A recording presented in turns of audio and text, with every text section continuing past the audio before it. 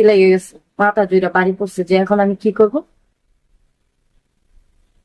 তারপরে ম্যানেজার বলতেছে, ম্যানেজারকে আমি জিজ্ঞেস করলাম যে ম্যানেজার সাহেব এখন কি করা যায়, কি উপায়, কিসের জন্য নিছে টাকাটা।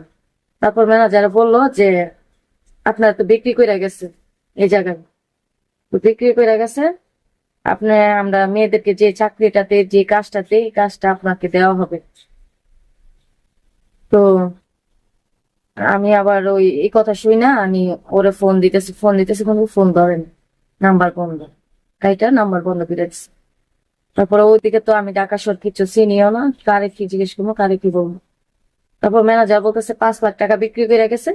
তো আপনি এক কাজ করতে পারেন, আপনার একটাই উপায়, যদি আপনি এরকম এরকম কাজ করেন বা যেটা যেটাকে বলে দেহ ব্যবসা, যদি এই কাজগুলা করেন তাহলে আপনার 10 লাখ টাকা সুদ হয়ে যাবে।